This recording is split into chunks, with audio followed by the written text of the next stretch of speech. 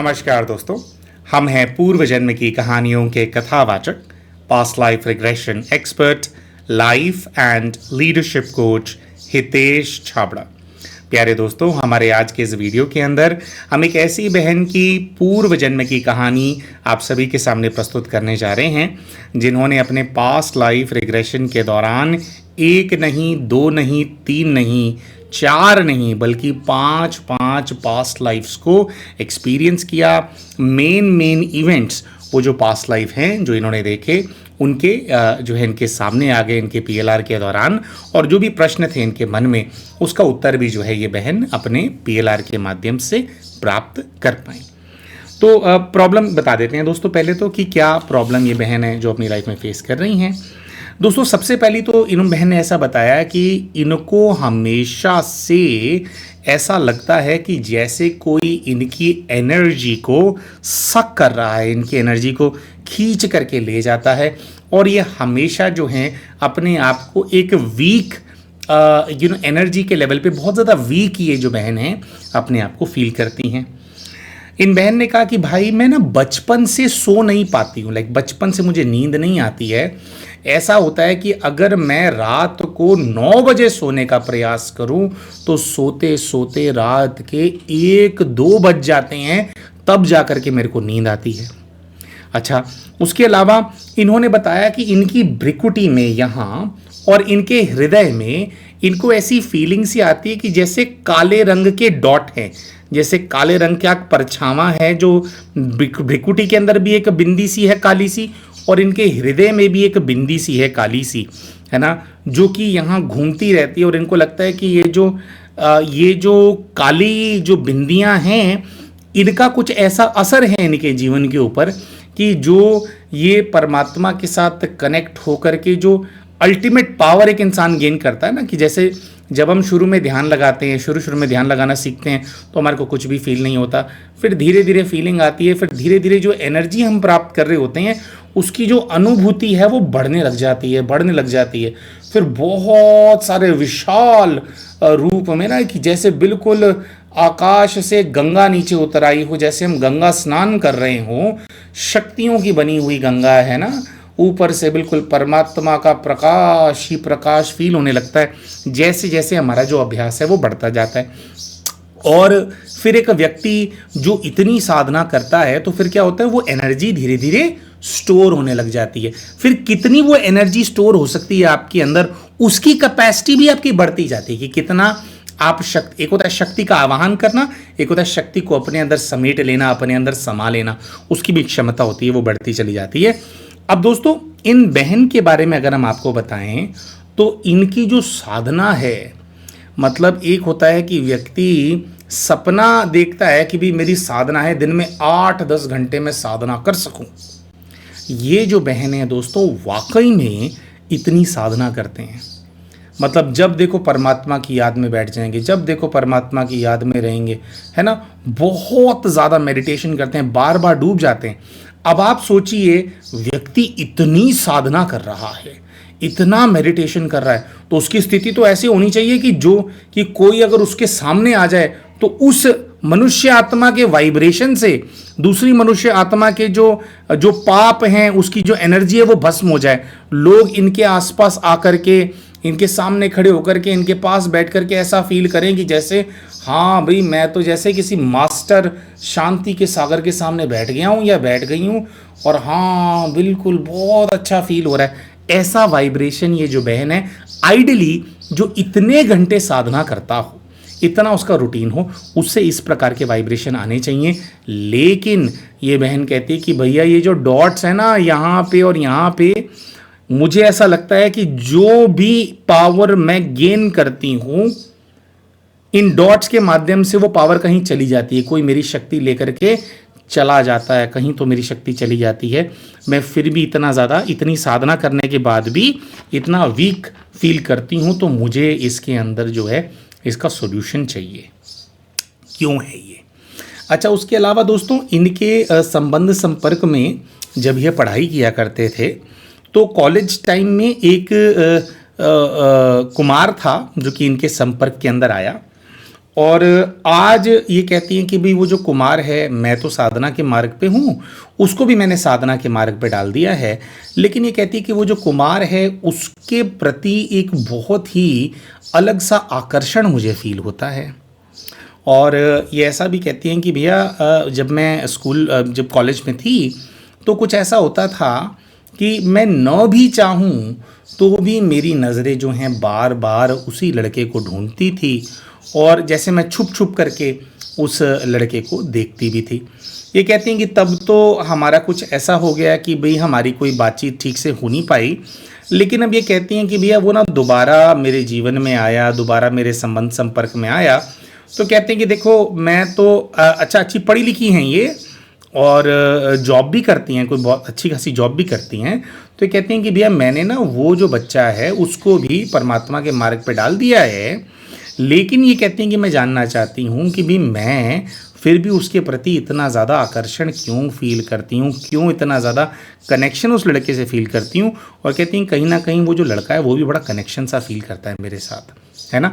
और कह रही हैं कि शायद इसीलिए मेरे कहने पर वो जो है साधना के मार्ग पे चल पड़ा है ना। क्योंकि आमूमन तौर पे तो ऐसा होता है ना, किसी कन्या का या कुमार का अगर अट्रैक्शन आपस में होता है तो वो अभी साधना के मार्ग पे और तपस्या के मार्ग पे नहीं चलते हैं एक दूसरे के कहने पे। वो तो कहते हैं कि भैया कि भोग विलास की तरफ चलो, है ना, विवाह करो, और ये सब इस प्रकार के दिशा के अंदर आगे बढ़ते हैं, घूमने जाओ फिरने जाओ।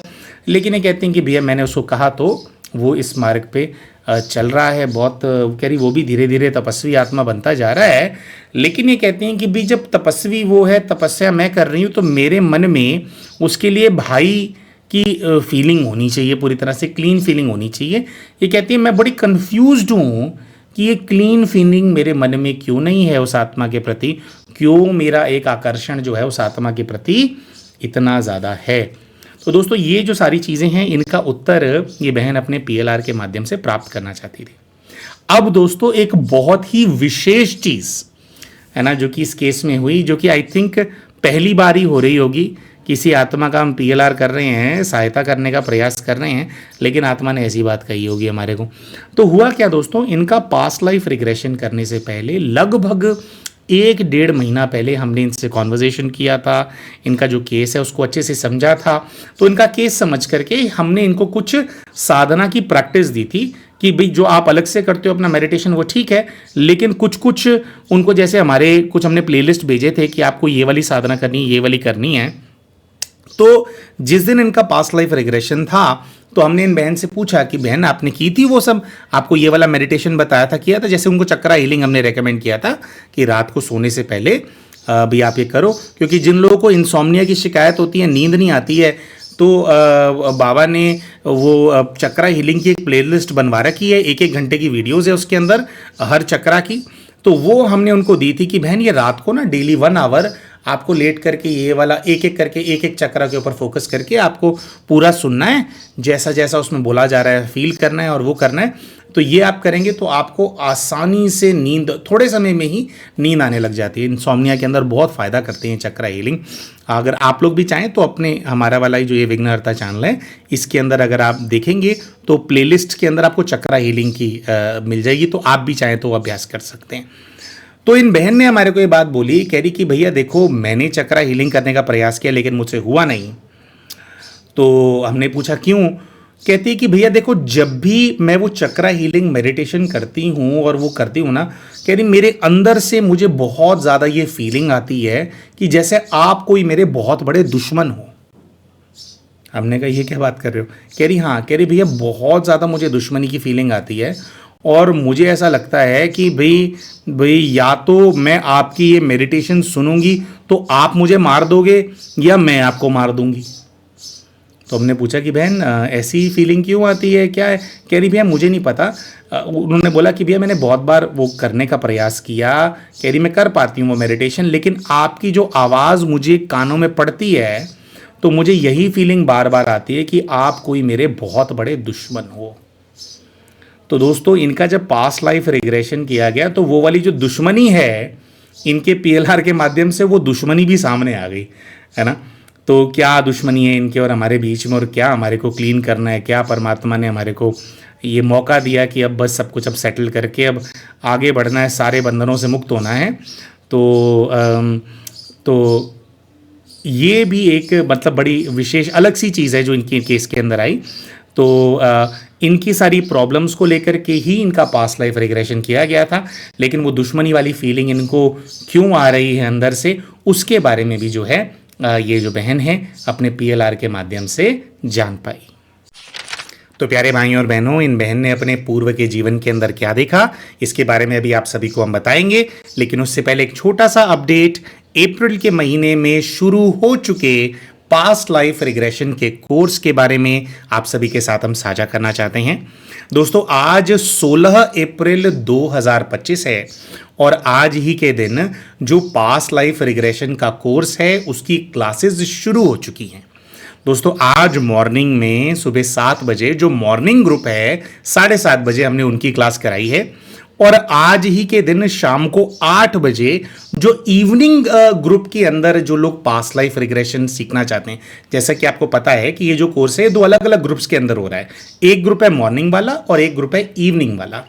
अब अपेरेंटली दोस्तों कुछ ऐसा हुआ है कि मॉर्निंग के जो ग्रुप है उसके अंदर तो हमारे पास ओवर जो सीट्स हैं वो बुक हो गए, है ना, लेकिन आज जो हमारे इवनिंग की क्लासेस हमारे पास जो हमारी शुरू होने वाली हैं, अभी भी उसके अंदर 3 सीट्स अवेलेबल हैं। तो हमारा आज ही के दिन इस वीडियो को हम पोस्ट कर देंगे, रिकॉर्ड करके एडिट वगैरह करके हम पोस्ट कर देंगे।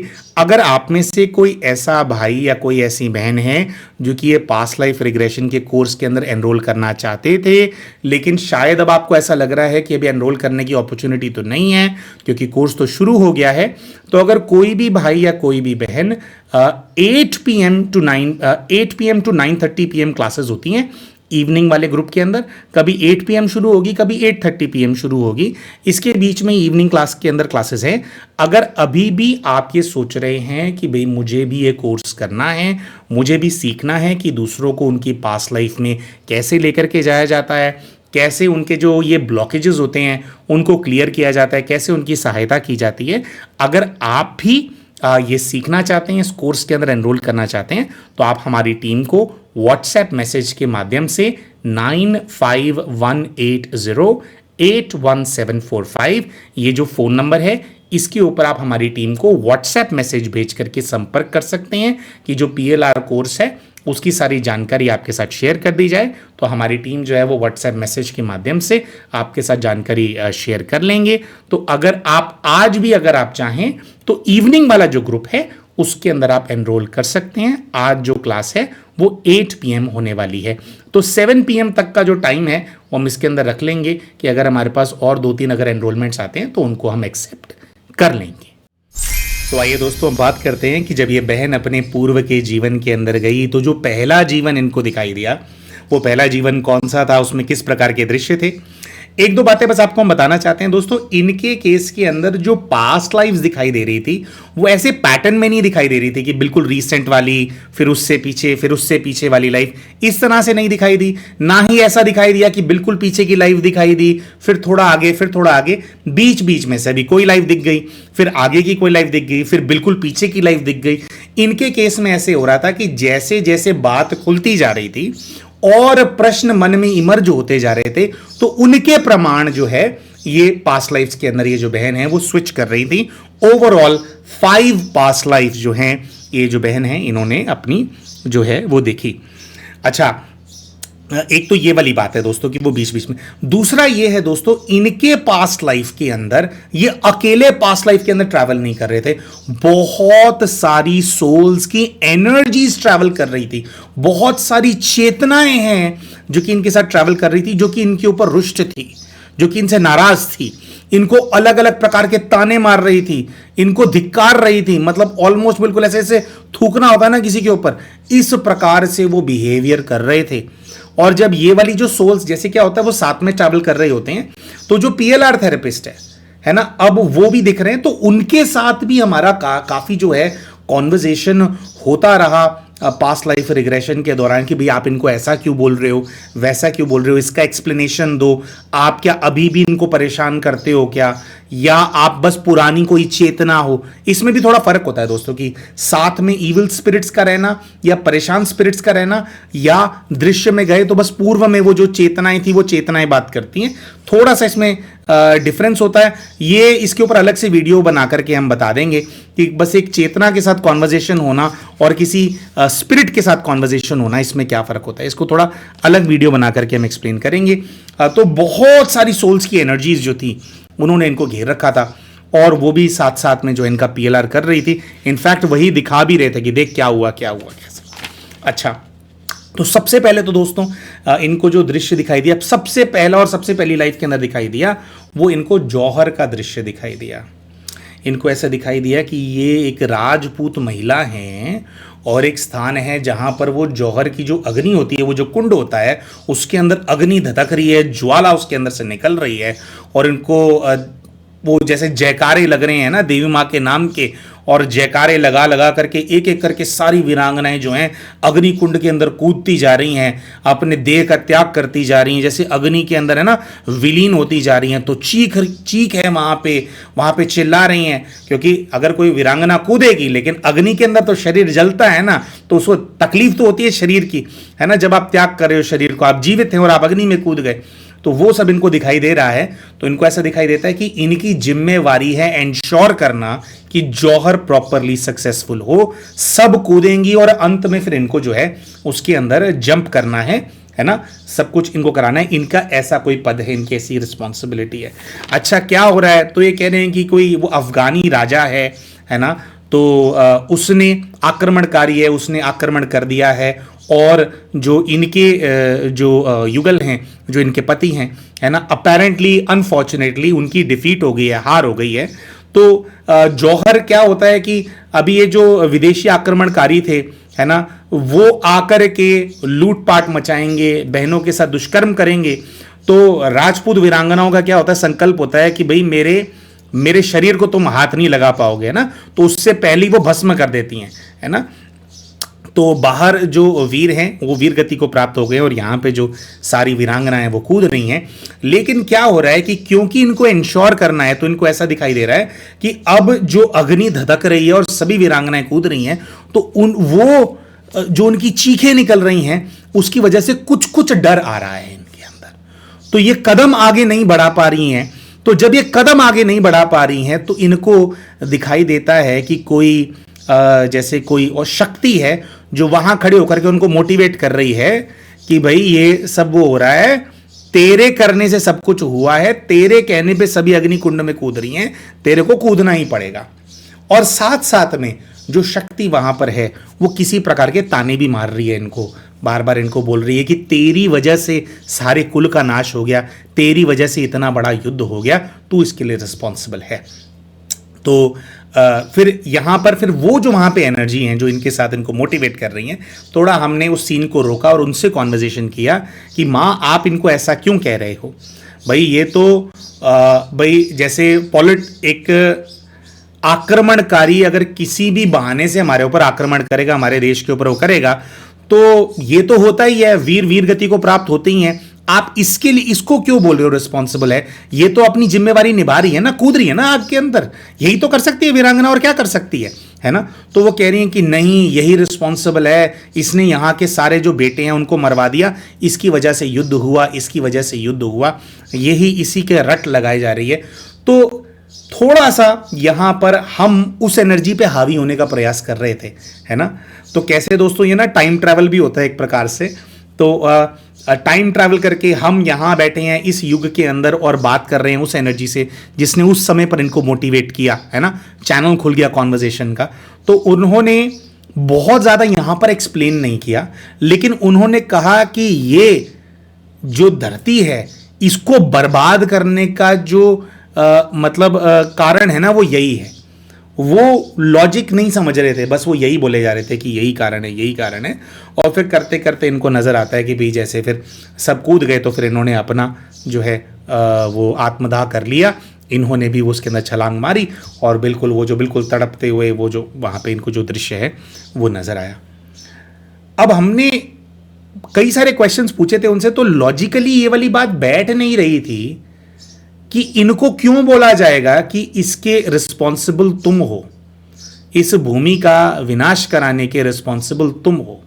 शायद ये किसी और टाइमलाइन से जुड़ी हुई चीज है, और वो जो एनर्जी इनसे बात कर रही है वो सिर्फ उनको इस रूप में नहीं देख रही है कि इनकी वजह से कोई कॉन्फ्लिक्ट हुआ है ना अफगानी आक्रमणकारियों के बीच में और राजपूतों के बीच में, और ये हो रहा है। शायद इसके पीछे कोई और भी राज है ना, पीछे का शायद कोई राज है ना, तो वो भी जानने का प्रयास किया जा रहा था।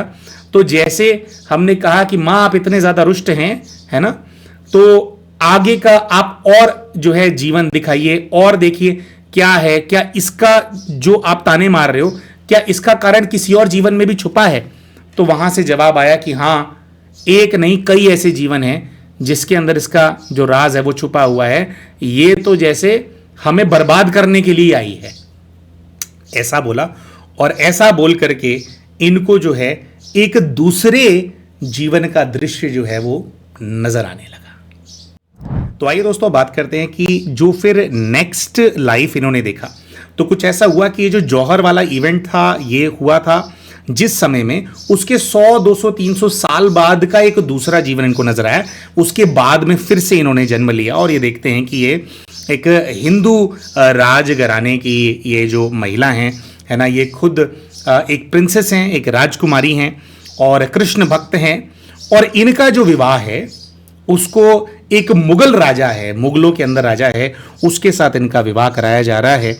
और ये जो है ये कहती हैं कि मैं ये विवाह नहीं करना चाहती हूँ, मैं खुश नहीं हूँ, लेकिन मेरे पिताजी का आदेश है तो भी मेरे को जो विवाह है ये करना पड़ेगा। और इनको वहाँ दिख रहा है कि ये विवाह कर रही हैं, और आसपास जैसे बड़े बड़े भारत के हिंदू राजा हैं जो वीर हैं, जिन्होंने अपना पूरा पूरा जो जीवन है वो इस देश की रक्षा के लिए, राष्ट्र की रक्षा के लिए समर्पित किया। पूर्वज जो आत्माएं हैं भारत के वीरों की, इनको दिखाई दिया कि जैसे वो सारी आत्माओं ने आकर के घेर लिया है, और वो सभी आत्माएं इनको वो ताने मार रही हैं एक प्रकार से। जो वो थूकने वाली बात है तो एक्चुअली में वो कर रही हैं, ऐसा इनको दृश्य के अंदर इनको नजर आता है। और ये कहती हैं कि हम सबका तूने नाम बदनाम कर दिया, हम सब ने अपने प्राण न्योछावर कर दिए इस भूमि की रक्षा के लिए, इसको आज़ाद रखने के लिए। तेरी वजह से हम सब गुलाम बन गए, हमारे आगे वाले आने वाली जो पीढ़ियां हैं वो सब तेरी वजह से गुलाम बने, क्योंकि तूने ये विवाह कर लिया। दोस्तों यहाँ पर भी हमने इस बहन को थोड़ा डिफेंड किया। हमने सभी पहले तो प्रणाम किया सभी वीरों की आत्माओं को, है ना, उनकी शक्तियों को, उनको प्रणाम किया। और हमने उनको कहा कि महाराज आप ऐसा इस बच्ची को क्यों कह रहे हैं, भाई इसके पास कोई चॉइस है क्या, ये तो इसके पिता की गलती हुई ना, पिता जहां बोलेगा वहां पर जो है बच्ची को विवाह करना ही पड़ेगा। तो वहां पर उन आत्माओं ने बोला कि नहीं, अपनी मर्जी भी कोई चीज होती है। इसके पिता ने अगर इसका विवाह करा दिया था तो इसको नहीं पता था कि इसके बाद क्या होगा, कि हम सबका सर झुक जाएगा। और आज उस समय पर जो भी ये जो भारतवर्ष है, इसको आक्रमणकारियों से आजाद कराने के लिए जितने भी जो वीर हैं जो अपने प्राण दे रहे हैं, उनका जो मोटिवेशन है, उनके अंदर जो आग जल रही है वो आग ठंडी पड़ जाएगी, हमारे मुंह पे कालिक पुज जाएगी, है ना। क्या इसको नहीं पता था? तो ये विवाह करने की जगह इसको अपने प्राण त्याग देने चाहिए थे। क्या जौहर सिर्फ तभी होगा जब जो वीर है वो वीर गति को प्राप्त करेंगे? इस कह रहे कि मर्जी पिता की थी, लेकिन अपने प्राणों पे तो इंसान का अपना अधिकार होता है ना। तो इस चीज को स्वीकार करने की बजाय कि ऐसे एक आक्रमणकारी से ये विवाह करे, इसको अपने प्राण लेने चाहिए थे। पहाड़ से कूद जाती, अपने आप को आग लगा लेती। लिटरली यही बोल रहे थे वो सारे, उन सबकी आत्माएं। लेकिन इस लड़की ने इस रिश्ते को स्वीकार करके हम सबका जो सर है उसको शर्म से जो है उसको झुका दिया। अब यहाँ पे अपने आप को ये देख रहे थे, महिला जो भी वो राजकुमारी के रूप में देख रहे थे, तो विवाह हो गया। और जो इनका काउंटर पार्ट है, जो जिस व्यक्ति से इनका विवाह हो रहा था, जो मुस्लिम शासक है जिससे इनका विवाह हो रहा था, उसको इन्होंने देखा। तो उसके अंदर इनको अभी यही जो एक कुमार इनके जीवन के अंदर आया है, जिसको इन्होंने साधना के मार्ग पर डाला है, उसको इन्होंने उस आत्मा के रूप में देखा जिसके साथ इनका विवाह हो रहा था वहाँ पर। अच्छा, तो ये सब वो दिखाई दिया। तो अब क्या है कि भाई फिर प्रश्न इनसे पूछे गए कि भाई चलो ये तो भाई अब विवाह हो रहा है किसी लड़की का, फिर भी उसको हम ब्लेम तो नहीं कर सकते ना, तो आप सब लोग जो है ये जो बच्ची है इसको इतना ज्यादा ब्लेम क्यों कर रहे हो? क्या वाकई में यही कारण है कि इसने एक मुस्लिम शासक से शादी कर ली अपने पिता के, अपने घर वालों के कहने पे? क्या वाकई में यही कारण है जिसकी वजह से कह रहे हो कि इसने भारत को गुलाम बना दिया? या जो इस बच्ची के ऊपर जो भार है, जो ये बताती है कि मेरी सारी एनर्जी लेकर के चले जाते हैं, उसका कारण क्या है? तो दोस्तों जब ये वाला कारण पूछा गया तो इनको एक बहुत पीछे की लाइफ में भेज दिया गया कि कारण जानना है कि कहां से क्या हो रहा है, क्यों हम कर रहे हैं ऐसी इसको, क्यों हम बोल रहे हैं। तो एक बहुत पीछे की लाइफ में फिर एक तीसरी लाइफ जो बहुत पीछे वाले काल की थी वो इनको नजर आई। अच्छा, तो जो तीसरी फिर जो पीछे की पास्ट लाइफ इनको ऐसी जो नजर आती है, उसके अंदर अब इस बार ये जो है अपने आप को एक मुस्लिम जंगी सरदार के रूप में ये अपने आप को देखते हैं। अब जो ये मुस्लिम जंगी सरदार है ये अपनी पूरी सेना के साथ आया हुआ है और ये देखते हैं कि चारों दिशाओं के अंदर इन्होंने कत्लो गारत मचा रखी है ना। तलवारें चल रही हैं, खून हवा में उड़ रहा है, जो धरती है वो बिल्कुल जैसे लाल हो गई है, ऐसा वो है। और बहुत ज़्यादा तोड़फोड़ कर रहे हैं और जो लूटपाट है वो और कहीं नहीं हो रही है, लेकिन लूटपाट ये सोमनाथ जी के मंदिर के अंदर ये लोग कर रहे हैं और सोमनाथ जी के मंदिर का जो सारा खजाना है उसको लूट करके लेकर के जा रहे हैं। दीवारों में गड़ा हुआ चिने हुए कितने सारे रत्न हैं उनको लेकर के जा रहे हैं, है ना। इनफैक्ट जो शायद क्योंकि ऐसा हुआ था, हालांकि ऐसा क्लियरली दिखाई नहीं दिया, लेकिन शिवलिंग के ऊपर भी जो है कहा जाता है कि सोमनाथ जी के जो ज्योतिर्लिंग है वो हीरों से जड़े हुए थे ना, हीरों से जड़ा गया था। उनके सम्मान में राजा विक्रमादित्य ने उनको हीरों से जड़ा था सोमनाथ जी के मंदिर को, तो वो हीरे भी फिर ये लोग उतार रहे होंगे, कर रहे होंगे। तो पूरा इनको ऐसा नजर आता है कि जो सोमनाथ जी का मंदिर है वहां पे इन्होंने कत्लो गारत मचा रखी है और उसको लूट रहे हैं। और एक वहशीपना इनके सारे सैनिकों की आंखों में इनको नजर आ रहा है और अपने अंदर भी नजर आ रहा है। इनको बहुत खुशी हो रही है कि काफिरों का खजाना हम लूट रहे हैं। तो वो ये दृश्य देखते हैं, वहाँ पे मृत्यु है, मृत्यु का तांडव हो रहा है, लूटपाट मच रही है। और जब ये दृश्य ये देखते हैं ये बहुत ज़्यादा बेचैन हो जाते हैं कि नहीं नहीं ये कैसे हो सकता है, नहीं नहीं ये कैसे हो सकता है। अब दोस्तों बात ये होती है कि नहीं नहीं ये कैसे हो सकता है, ये क्या बात है, जो है वो दिख रहा है, जो है वो है। तो यहाँ पर फिर से जो भारत की रक्षा करने वाली जो आत्माएं हैं, जो पहले इनको दिखाई दे रही थी, जिन्होंने घेरा हुआ था और बहुत सारे इनको घेर लेते हैं और इनको उन सब से एक ही आवाज सुनाई देती है और वो ये है कि सोमनाथ जी का जो खजाना तुमने लूटा, जो इसकी वेल्थ तुमने लूटी, उसका हिसाब कर दो, वो तुम वापस भारत में ले आओ तो तुम्हारे ऊपर जितना भी भार है वो भार हट जाएगा। यहां पे हमने उनको कहा कि महाराज कहां से लेकर के आए ये, है ना, सोमनाथ जी की जो वेल्थ लेकर के गए उसका कोई हिसाब है क्या, कहाँ से लेकर के आएगी। उन्होंने फिर आवाज़ लगाई, वहाँ से फिर आवाज़ आई इसको, बच्ची को। उन्होंने बोला कि यहाँ से जो सब तुम लूटपाट लेकर के गए थे वो वेल्थ, वो सब कुछ वापस जो है अर्पण कर दो सोमनाथ जी को, तो तुम्हारे ऊपर से भार हट जाएगा। और यहाँ पर जो है जो चीज़ समझ में आती वो ये है कि वहाँ पर जो कत्लो गारत की गई थी, तो जो आत्माएं वहाँ पर मरी थी उनमें से बहुत सारी आत्माएं जो हैं वो इनके साथ चलती हैं, इनको दुखी करती हैं, इनकी शक्ति चूसती रहती हैं। क्योंकि ये सारे वेल्थ को लूट करके ले गए थे तो वो इनको इनकी जो शक्तियां हैं उनसे डिप्राइव करती रहती हैं।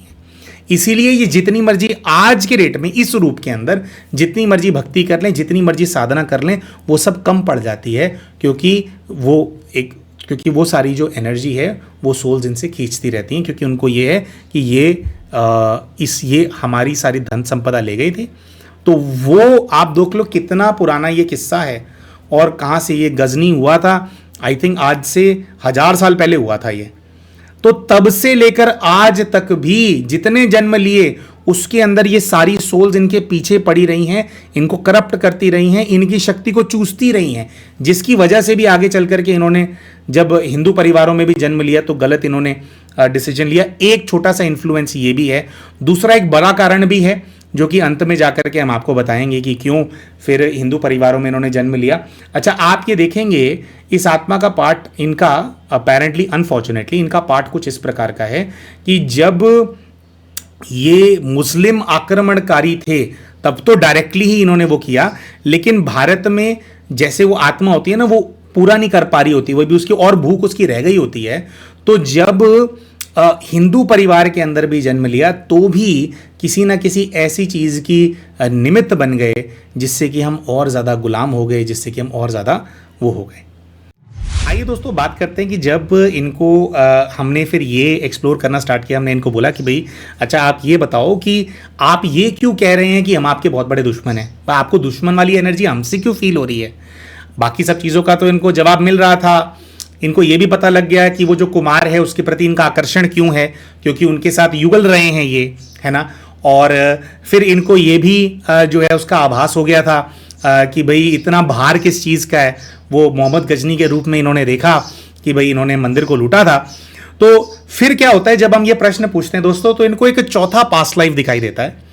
जिस समय पर ये मोहम्मद गजनी थे, सोमनाथ का मंदिर लूटा था, उसके कुछ 100-150 वर्ष बाद फिर एक और जन्म इन्होंने ऐसे ही एक मुस्लिम रूलर के रूप में लिया था। एक अफगानी मुस्लिम रूलर के रूप में इन्होंने जन्म लिया था, जिसका इंटेंशन था भारत के अंदर अपनी जो सल्तनत है उसको स्थापित करना। अब मोहम्मद गजनी क्या है, वो तो पूरी तरह से लुटेरा था, लूटपूट करके वो चला गया, लेकिन ये जो शासक था ये अपना रूल भारत के अंदर जो है उसको स्थापित करना चाहता था, अपने राज्य में, अपने सल्तनत के अंदर भारत को मिला लेना चाहता था। तो अपने आप को ऐसे शासक के रूप में ये देखते हैं। और लेकिन होता क्या है कि वो जो शासक है डायरेक्ट ये उसकी मृत्यु के दृश्य के अंदर चले जाते हैं, और उस मृत्यु के दृश्य के अंदर इनको ऐसा नजर आता है कि एक तीर है, जो तीर आकर के इनको लग गया है, और इनको जैसे खून की उल्टियां हो रही हैं। उस टाइम पे ना सांस लिया जा रहा है, ना खून उगला जा रहा है, ना तीर निकाला जा रहा है। इनको ऐसा जो दृश्य है वो नजर आता है। तो इनको अब थोड़ा बहुत तो हमारे को टच हो गया था कि कौन है ये। तो इनको ऐसा नजर आता है कि ये एक बहुत बड़ी जंग जो है वो जीत करके आए हैं, और जीत करके जो राजा है उसको हरा दिया था। तो राजा और उसके कुछ लोगों को ये पकड़ करके अपने साथ ले आए हैं, बंदी बना करके अपने साथ ले आए हैं। और कुछ ऐसा है कि जिस राजा को ये बंदी बना करके साथ लेकर के आए उसकी आंखें निकलवा चुके हैं ये, तो वो अंधा हो चुका है, उसकी आंखें नहीं है। और उसका मजाक उड़ाने के लिए इन्होंने कोई, जैसे वो गेम्स होती है ना, वो राजे महाराजे, ये सुल्तान जो होते हैं, है ना, जो शासक होते हैं, गेम्स खेलते हैं जिसके अंदर एक्चुअली में लोग होते हैं, वो पार्टिसिपेट करते हैं ना। तो ऐसे गेम में पार्टिसिपेट करने के लिए, उस राजा का मजाक उड़ाने के लिए इन्होंने बुलाया है। तो वो जो हिंदू राजा है उसको कुछ ऐसी उसके पास मतलब उसको कुछ ऐसा आता है कि भाई वो केवल ध्वनि से जो है वो भेदन कर सकता है, वो मतलब जो टारगेट है उसको भेद सकता है तीर से। तो उसको तीर दिया गया है और उसको एक टास्क दिया गया है कि एक ही बारी के अंदर वो तीर ऐसा चलाएगा, सुन करके आवाज किसी चीज की, कि एक साथ कई सारे निशाने हैं जिसको वो भेद देगा, ऐसा बताया गया है। तो ये जो है बहुत प्राउड अपने आप को फील कर रहा था कि भाई ऐसा होगा। तो इसको इंस्ट्रक्शन दिया कि भाई आप जैसे ही उनको बोलेंगे तीर चलाने के लिए, तो आपके आदेश पे जो महाराज हैं, यानी कि वो जो हिंदू राजा है, वो तीर चलाएगा। ठीक है, तो इसको लगा कि वो जो तीर है वो टारगेट के ऊपर चलाएगा, लेकिन जैसे ही इन्होंने आदेश दिया, है ना, दूसरी तीसरी कुछ ऐसा था कि इनको आदेश देना है, जैसे ही इन्होंने आदेश दिया तो वो जो राजा है जो अंधा हो चुका था, उसने जो तीर है वो टारगेट पे ना चला करके इसके ऊपर चला दिया। तो इसके गले के अंदर वो तीर बज गया और जो है अब इसके प्राण पखेरु हो रहे हैं, इनको ऐसा नजर आ रहा है। तो यहाँ पे दोस्तों ये स्टोरी हमने काफ़ी सुनी हुई थी, जिस राजा की ये बात कर रहे थे, कौन सा हिंदू राजपूत राजा और कौन सा ये जो है ये मुस्लिम सरदार या जो भी जो सुल्तान है जो मर रहा था वहाँ पे। तो अपने आप को तो सुल्तान के रूप में ही देख रहे थे। तो जैसे ही इनसे फिर हमने पूछा कि ठीक है भाई पहचानो कौन है वो, तो पहचाना, इन्होंने नाम लिया कि कौन से हिंदू राजा का नाम है। तो हमने बोला कि उसकी शक्ल देखो अपने मन में और पहचानो कि इस जीवन के अंदर वो कौन है। दोस्तों जैसे ही हमने ये प्रश्न पूछा इनसे, तो जैसे एक होता है ना, क्या होता है कि जो एनर्जीज होती हैं वो आपको टेक ओवर कर लेती है। तो हम ना हाइटेंड सेंसेस के अंदर चले गए, हमारे को एकदम से जैसे ध्यान सा लग गया ये बात पूछते ही, और हमारे को पता था कि ये क्या जवाब देने वाले हैं। तो मरते मरते उसका चेहरा अपने मन में लाए और चेहरे को देखा और उन्होंने कहा कि यह आप हो, आपने मुझे मारा है। कुछ और हमने इनसे प्रश्न पूछे, तो प्रश्न के अंदर इन्होंने बताया कि भारत के अंदर एक दूसरा राजा था, है ना, जो कि जिस राजा ने इनको मारा है उसका ससुर था, है ना, उसने ही मदद की थी इनकी। जो ये जो हिंदू राजा है, यानी कि जिसको हमारे को देखा उन्होंने कि हमारे को पकड़वाने में जिस हिंदू राजा ने इनकी मदद की थी, out of whatever reasons, jealousy और वट एवर, जो भी रीजन से हेल्प की थी, उस हिंदू राजा को इन्होंने देखा अपने वो जो कुमार हैं जिनके प्रति इनका आकर्षण है, उनको देखा। तो कुछ इनको यहाँ पर ऐसा पार्ट नज़र आया कि भाई वो और ये मिल करके, ठीक है, अपना जो राज्य है उसको स्थापित करने का प्रयास कर रहे हैं। बहुत लंबे समय से भारत पे राज्य करने का प्रयास कर रहे हैं। अलग अलग रूपों में मिलते हैं, कभी षड्यंत्रकारी मित्रों के रूप में, कभी युगलदाने पति पत्नी के रूप में मिल जाते हैं, कभी ऐसे रूप में मिल जाते हैं कि ये महिला हैं और कुछ इनकी वजह से मोटिवेशन मिल गया है उसको, जिससे कि वो भारत के अंदर किसी राज्य पे या किसी बड़े उसके ऊपर आक्रमण कर दे। तो इस प्रकार के पार्ट इनको यहाँ पर नज़र आ रहे होते हैं। तो यहाँ पर दोस्तों क्या होता है कि जो इनकी जो गाइड हैं उनसे फर्दर कुछ गाइडेंस लिया जाता है कि भाई ये जो सब दिख रहा है थोड़ा आप इसको एक्सप्लेन कीजिए। तो यहाँ पर उनके गाइड एक्सप्लेन करते हैं कि आपका जो जोड़ा है, गाइड बताते हैं कि ये और वो जो कुमार हैं वो दोनों, गाइड बोलते हैं कि वो दोनों ट्विन फ्लेम्स हैं। और गाइड ये बताते हैं कि हम यानी कि हितेश और हमारी जो युगल हैं, जो हमारी धर्म पत्नी है, हम दोनों ट्विन फ्लेम्स हैं। और कहते हैं कि ड्रामा में कुछ ऐसा पार्ट है कि आप लोग एक दूसरे के विरोधी हो, आप लोग हमेशा एक दूसरे के अगेंस्ट खड़े रहते हो। इनका जो जोड़ा है और हमारा जो जोड़ा है, हम लोग हमेशा एक दूसरे के अगेंस्ट खड़े रहे हैं। बहुत एक लंबे समय से ये कहानी चलती आ रही है ना। और यहाँ पर दोस्तों अब जो 5वीं पास्ट लाइफ हम आपकी इनको बताने वाले हैं। देखिए अभी तक आप भी समझ गए होंगे कि कौन से हिंदू राजा के रूप में इन्होंने हमारे को देखा। आपको बहुत ज़्यादा वो लग रहा होगा कि अरे वाह, हीरो हीरो हीरो, है ना, और विलन विलन विलन ऐसा नज़र आ रहा होगा। लेकिन अब और एक पास्ट की लाइफ को हम आपके सामने रखने वाले हैं जो कि आया।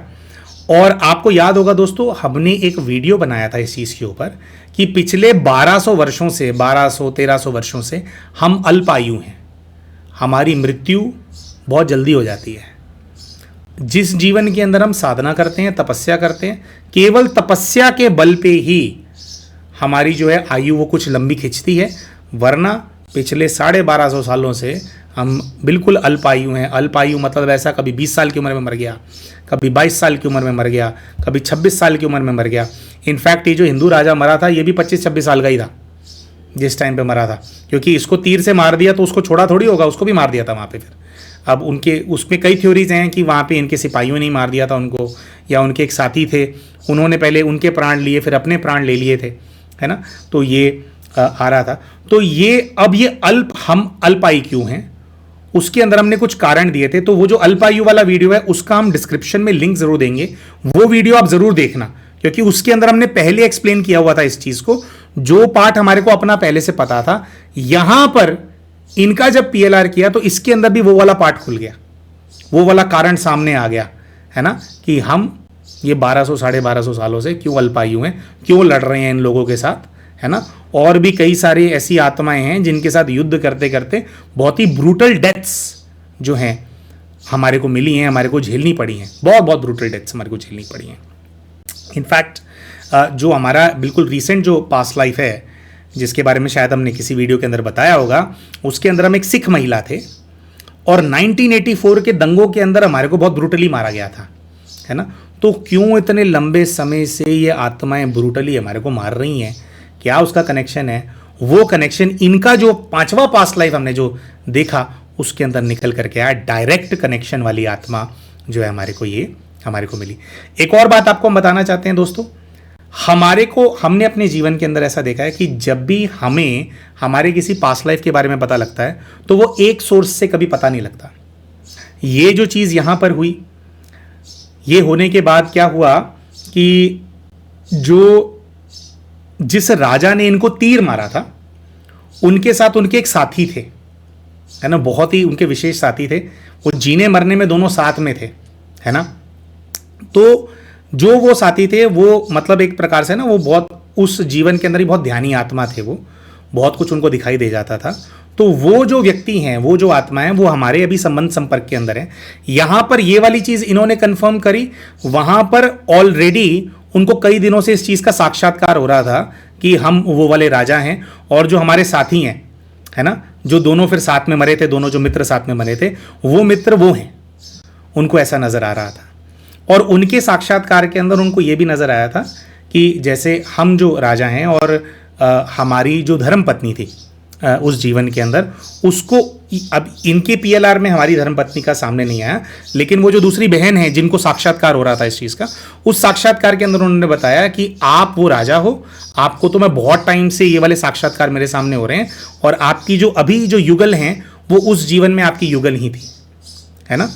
और कुछ ऐसा सीन हुआ था कि भाई वो उस जीवन के अंदर भी प्रेम विवाह था हम लोगों का, तो उसकी वजह से ही उनका जो पिता है, शायद उसको बहुत ज़्यादा खार थी, और भी कारण थे, उसके पिता को बहुत ज़्यादा खार थी, जिसकी वजह से उन्होंने ये जो मुस्लिम रूलर है इसके साथ सांठ गांठ करके जो है अपनी जो बेटी है उसका घर उजड़वा दिया था। और ये खैर वो तो एक्चुअली में आत्मा एक दूसरे से बुरा बदला लेना चाहती होती हैं, और उसके लिए कुछ जो परिस्थितियां हैं वो निमित्त बन जाती हैं, है ना। तो और क्या बड़ी दुश्मनी है ये पास्ट लाइफ के अंदर, वो नजर आएंगे। अच्छा, एक लास्ट चीज बताना भूल गए, तो एक इनके पीएलआर के अंदर ये वाली चीज निकल करके आई, दूसरी वो बहन को साक्षात्कार हुआ, और तीसरा ये है कि हमारे जो अपने मदर इन लॉ हैं उनका भी पास्ट लाइफ रिग्रेशन अभी 1 वीक पहले ही हुआ था, ये वाला केस होने से पहले, और उन्होंने भी ऐसा कुछ ऑलरेडी देख लिया था जो कि क्लियर नहीं हुआ था। इनका पीएलआर होने के बाद हमारी मदर इन लॉ का पीएलआर फिर कराया गया, तो फिर उनको पूरा क्लैरिटी हुआ, उन्होंने भी उसी राजा के रूप में हमारे को वहां पे दिया। तो मतलब इनका पीएलआर होना, वो एक दूसरी बहन को साक्षात्कार होना, फिर हमारे मदर इन लॉ का पीएलआर होना, इसके अंदर से वो चीज़ मतलब कंफर्म हुई कि हाँ वो वाला जो पार्ट है वो आपका था। आइए दोस्तों, अब बात करते हैं कि जो 5वीं पास्ट लाइफ इनको नजर आई, इन सभी ये जो चारों लाइव्स आपको बताई, इससे और पीछे का एक जीवन था जिसके अंदर इनको ऐसा नजर आता है कि एक हिंदू राजा है, और वो जो राजा है वो किसी तांत्रिक से बहुत ज़्यादा परेशान है, उसके साथ उसका बहुत बड़ा एक ईगो क्लैश हो गया है। ये तांत्रिक जो है बहुत शक्तिशाली है और बहुत सारी डार्क एनर्जी है उसके पास, और ये चीज़ हमने दूसरे जो वीडियो है डिस्क्रिप्शन में आपको लिंक दिया हुआ है वो देखना, उसके अंदर और अच्छे से एक्सप्लेन की हुई है कौन था वो तांत्रिक। तो ऐसे ऐसे वो तांत्रिक है, कुछ इस राजा की ईगो हट हो गई है शायद, या कुछ है, या शायद वैसे ही राजा चाहता है कि ये जो तांत्रिक है इसका कुछ इलाज किया जाए, क्योंकि राज उसका है लेकिन दहशत इसकी है, सब लोग डरते हैं, सब लोग घबराए हुए हैं, वो चाहते हैं कि कुछ किया जाए लेकिन कोई कुछ कर नहीं पा रहा है। तो ये जो राजा है, ये राजा कुछ साधु हैं, है ना, कुछ तपस्वी हैं, उनकी एक टीम को बुलाता है, और ये देखते हैं कि ये जो सारे साधुओं को लेकर के आए हैं, इन सब साधुओं का लीडर मैं हूँ। ये बहनें देखती हैं कि मैं खुद एक साधु हूँ और मेरे साथ कई सारे लोग आए हैं, और वो जो राजा इनको नज़र आ रहा होता है जिसने बुलाया इन साधुओं को तांत्रिक का निवारण करने के लिए, उस राजा को ये उस कुमार के रूप में देखती हैं जिनके प्रति इनको जो है थोड़ा वो आकर्षण वाला, वो जो बताया हमने वो कुमार। अब ये देखते हैं कि भाई कोई बहुत बड़ा महायज्ञ करवा रहे हैं ये, और मतलब अपने जो एनर्जीज को ये मर्ज कर रहे हैं उससे ये वो जो तांत्रिक है उसके ऊपर अटैक करवा रहे हैं, है ना, सॉल्व करवा रहे हैं, मतलब कि वो जो उसकी शक्तियां हैं उस तांत्रिक की वो चली जाएं। लेकिन ये देखते हैं कि वो तांत्रिक इतना ज़्यादा शक्तिशाली है कि ये जो शक्तियों का जो युद्ध चल रहा है इन लोगों का, ये अपना हवन कर रहे हैं, सब कुछ कर रहे हैं, कुछ ऐसा है कि तांत्रिक की जो शक्तियां हैं उसका प्रभाव इतना ज़्यादा है कि ये सब लोगों के ऊपर वो प्रभाव आ गए, सब लोग करप्ट हो गए हैं, जो वो सारे साधु हैं वो मर गए। ये अपने आप को देखते हैं कि भी मैं बहुत ज़्यादा बीमार हो गया हूँ, अपाहिज सा हो गया हूँ। वो जो राजा है उसकी भी बुरी हालत हो गई है, उसका पूरा राजपाट चला गया है, उसके ऊपर उसके किसी रिश्तेदार ने कुछ वो कर दिया है, उससे वो राजपाट उसका छिन गया है। तो मतलब जिस तांत्रिक से ये लोग युद्ध कर रहे हैं शक्ति के स्तर पे, उसका तो ये कुछ बिगाड़ नहीं पाए हैं, लेकिन ये सब लोग बर्बाद हो गए हैं। उस राजा का राज्य चला गया, इसकी साधना का बल चला गया, आसपास के जो बाकी साधु थे उनकी मृत्यु हो गई है, और अपने आप को भी ये बहुत बुरी हालत में देख रहे हैं। कुछ ऐसा हो गया, इनके ऊपर ऐसा प्रभाव पड़ गया है जिसकी वजह से ये बहुत ज़्यादा पीड़ा, बहुत ज़्यादा दुख में हैं। और यहाँ पर ये बहन रोने लगती हैं और कहने लगती हैं ट्रांस की अवस्था में कि मेरा कुछ लेना देना ही नहीं था, मैं तो तुम दोनों के बीच में फंस गई। झगड़ा तुम्हारा और उस राजा का था, मेरी मत मारी गई थी कि इस राजा के बुलाने पे मैं यहां पर आ गई। तो हमने उनको कहा कि भाई अब राजा का आदेश होगा तो करना तो आपको पड़ेगा। तो ये कहती कि नहीं, मैं जानती थी उसके बारे में, मुझे पता था कि नहीं हो पाएगा, लेकिन फिर भी मैं ना नहीं बोल पाई इस राजा को, और मैंने ये किया। तो इनको दिखाई देता है कि सब जो आत्माएं हैं जिन्होंने उस तांत्रिक से युद्ध करने का प्रयास किया, वो सब जो हैं उनकी बुरी हालत हो गई है ना। और वो जो शक्तियों के लेवल पे जो युद्ध लड़ा गया, उसके अंदर ये लोग बुरी तरह से हार गए हैं। और यहां पर इनको नजर आता है कि वो जो तांत्रिक है उसने जो शक्तियां भेजी, उनमें से परमानेंट 2 ऐसी चीजें जिन्होंने आकर के इनको लॉक कर दिया है। और इनको यहां पर नजर आता है कि इनके माथे के अंदर वो काली एक बिंदी प्रवेश कर गई है, कोई काली शक्ति प्रवेश कर गई है, जो इनका हृदय है उसके अंदर वो शक्ति प्रवेश कर गई है। और यहाँ पे तड़पने लगती हैं और ये कहने लगती हैं कि यही वो शक्ति है जो मुझे सोने नहीं देती है, वो आप ही हो। तो वो जो ऑब्वियसली जो तांत्रिक की बात यहाँ पे हो रही थी, वो बहुत पुरानी बात है, अभी नहीं है वो वाले तांत्रिक हम, है ना। तो जज मत करना इस चीज़ को। देखो, ये आप एक ये चीज़ लगा लीजिए दोस्तों कि हमारे लिए, हम जो ये वीडियोस बनाते हैं ना, हमारे लिए धर्मराज की सभा है। और ये जो सब आपके सामने हम रख रहे हैं, सब पार्ट है ना। तो अच्छे पार्ट भी प्ले किए हैं और बुरे पार्ट भी प्ले किए हैं। और ये जो विशेषकर ये जो तांत्रिक वाला ये वाला जो पार्ट है, हमने अपनी दूसरी वीडियो के अंदर भी एक्सप्लेन किया। इसमें कुछ ऐसा था दोस्तों कि हमने 1000 नर बलियां ली थी उस जीवन के अंदर, और बहुत गलत काम हो गया था। ऐसा होता है दोस्तों कि ना, माया, अब उससे पूर्व के जीवन में हम बहुत तपस्वी रहे हैं, सात्विक बहुत रहे हैं, लेकिन क्या होती है, माया जो होती है ना दोस्तों, आपको करप्ट कर देती है ना। तो कुछ अगर आप हमारी लाइफ स्टोरीज देखेंगे, उसके अंदर आप देखेंगे कि एक बहुत ही पुण्य आत्मा थी। इससे पहले का हमारा एक पार्ट था जिसके अंदर हमारे पास बहुत दिव्य शक्तियां थी, बहुत वो था। हमसे कोई छोटी सी गलती हो गई थी और उन्होंने हमारी उन शक्तियों को दबा दिया था। और उसके बाद कुछ ऐसा हुआ था कि हमारे को अपनी शक्तियां प्राप्त करनी थी। तो जन्म जन्मांतर शक्तियों को वापस प्राप्त करने के लिए, सिद्धियों को प्राप्त करने के लिए हम करप्ट हो गए थे। और वो करप्ट होते होते ये वाले तांत्रिक वाला एक पार्ट सामने आ गया था, जिसके अंदर इतनी सारी बलियां ली दोबारा से गलत तरीके से शक्तियों को गेन करने के लिए, है ना। तो उस जीवन के अंदर डार्क एनर्जी और ये वाली पावर्स इतनी ज़्यादा आ गई थी कि इन्होंने युद्ध लड़ा तो सबको वो करप्ट कर दिया। अब ये आत्माएं करप्ट हो गई। अच्छा, वो वाले जीवन में जब हमारी मृत्यु हुई थी, तो मृत्यु होते समय हमने प्रण लिया था परमात्मा को, शिव को हमने वचन दिया था। और वैसे भी वो तांत्रिक के रूप में भी हम काल भैरव की साधना करते थे उस जीवन में, लेकिन हमने परमात्मा को, शिव को हमने वचन दिया था कि जो भी मैंने गलत काम किया है मैं उसका प्रायश्चित करूंगा। और भारत की भूमि पे मुझसे जो गलत काम हुआ है, मैं आपको वचन देता हूं कि अपने हर जीवन के अंदर इसकी मिट्टी की, इसके लोगों की, आत्माओं की यहाँ पे रक्षा करूंगा। ये वचन दे करके मृत्यु के टाइम पे हम मरे थे। और वो जो 1000 आत्माएं कैद थी हमारी गुफा के अंदर, बलियों वाली, वो सब आज़ाद हो गई थी। फिर उन्होंने बहुत तांडव मचाया है और उन सभी आत्माओं ने एक एक करके अलग अलग पार्ट में, अलग अलग रूप में हमारे को, ये जो हमने बताया कि 1250 वर्ष में हम अल्पायु है, बहुत ज़्यादा क्रूर तरीके से हमारी बार बार हत्या हुई है। हर जन्म में बहुत ही ब्रूटल तरीके से मरते हैं। तपस्या नहीं करी अगर किसी जन्म के अंदर तो ब्रूटल तरीके से मरेंगे। तो अनेकों अनेकों जन्म हमने ब्रूटल हत्याएं अपनी स्वीकार करी हैं। लेकिन कुछ ऐसा हुआ कि हमने गलती करी और गलती का प्रायश्चित करने में, क्योंकि बार बार देश के लिए, राष्ट्र की रक्षा के लिए अपने बार बार प्राण दिए, तो इसकी वजह से अभी तक हम तो पूरी तरह से भार मुक्त हो चुके हैं। और ये बात हमारे को इसी उसके अंदर इनके स्पिरिट गाइड ने बताई कि बार बार बच्चे आप, वो उन्होंने हमारा और हमारी पत्नी का बताया, उन्होंने हमारे बारे में विशेष बोला, जो बच्चे जो गलती करी थी, जो इतनी सारी मृत्युएं आपने स्वीकार करी हैं और बार बार भारतवर्ष के लिए अपने प्राण दिए हैं, इसकी वजह से आप भार मुक्त हो गए हो, लेकिन ये बच्ची अभी भी भार के अंदर है ना।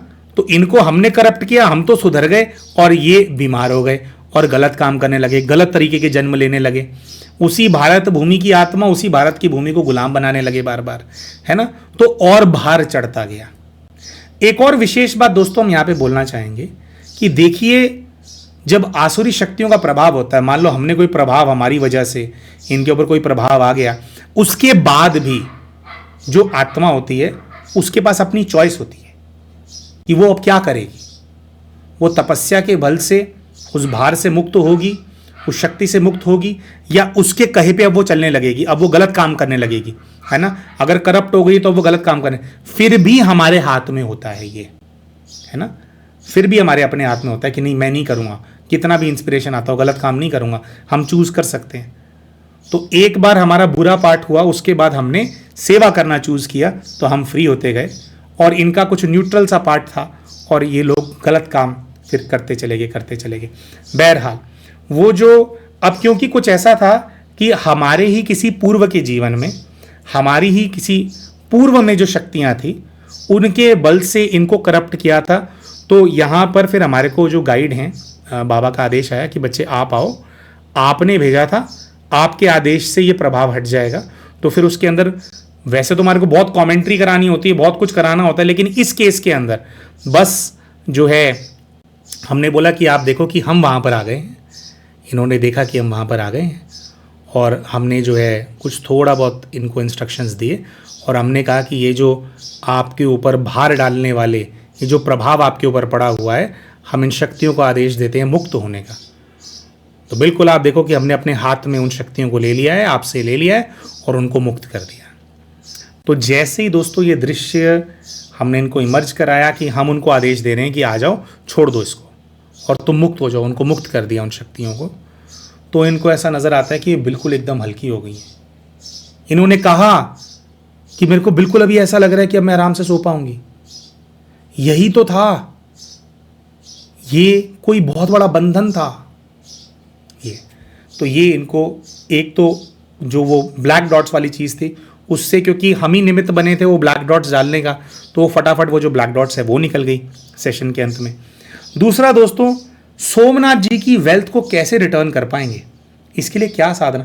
अब स्थूल रूप से तो वेल्थ को रिटर्न करना पॉसिबल नहीं है, और जो भारतवर्ष में बार बार नेगेटिव रोल प्ले करके इनकी वजह से जो दूसरी आत्माएं मरी हैं, जिनको डायरेक्टली मारा और मरवाया, है ना, उनमें से जो जो आत्माएं हैं उनको कैसे मुक्त कराना है, उनके लिए क्या आप इनको प्रार्थना करनी है, कितना उनको योग करना है, कैसे उनको मुक्त कराना है, इसके लिए भी हमने इन बहन को गाइडेंस दिया।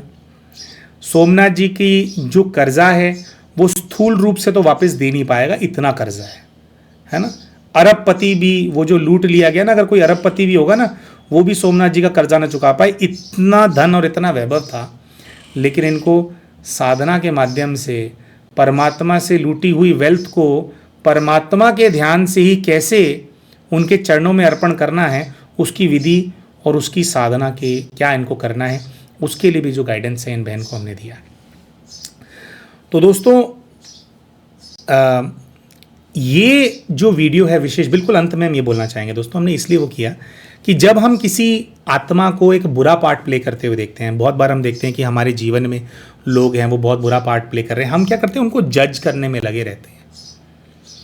एक बात हमेशा हमारे को याद करनी है, याद रखनी है कि अगर कोई आसुरी वृत्ति का व्यक्ति हमारे जीवन में आ गया किसी भी रूप में, किसी भी रिश्ते के अंदर, और वो हमें दुख दे रहा है, तो आज वो जिस भी रूप के अंदर है, जो वो हमारे को परेशान कर रहा है, उसको ऐसा बनाने में कुछ ना कुछ हमारा कंट्रीब्यूशन जरूर है। वो इस रूप में आकर के गलत काम कर रहा है और पाप जोड़ रहा है, वो एक अलग बात है, लेकिन कुछ तो मैं भी करके आया हूं जिसकी वजह से ये सामने वाला व्यक्ति ऐसा है और हमारे को ऐसी तकलीफ दे रहा है, हमारे को प्रताड़ना दे रहा है। इसलिए हमारे को अपनी साधना के बल को बढ़ाना है और जज नहीं करना किसी को भी।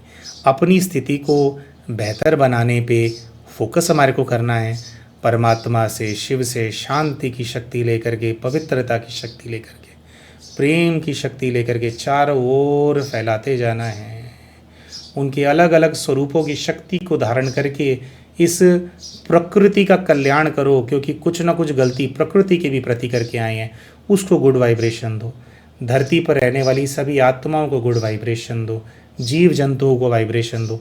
जितना ज़्यादा हम ये करते जाएंगे उतना ज़्यादा जाने अनजाने में जो भी हमसे अपराध हुए हैं वो उसके भार से हम लोग मुक्त होते जाते हैं। जिसको तकलीफ़ दी, पता नहीं किस किस को तकलीफ़ दे करके आए हैं, तो सबको सुख मुझे देना है, सबको शांति मुझे देनी है। मुझ में इतना नहीं है तो परमात्मा से मुझे लेकर के देना है। ये संकल्प के साथ हम लोग चलते चले जाएंगे और धीरे धीरे हल्के होते जाएंगे, भार मुक्त होते जाएंगे। तो इसी संदेश के साथ दोस्तों आपका बहुत बहुत धन्यवाद। ये जो सेशन है, ये जो वीडियो है, इसको देखने के लिए। क्या अच्छा लगा वीडियो के अंदर, क्या बुरा लगा, ज़रूर आप हमारे को कमेंट करके हमारे को बताइएगा। मिलते हैं आप सभी के साथ अपने अगले वीडियो के अंदर। तब तक के लिए नमस्कार।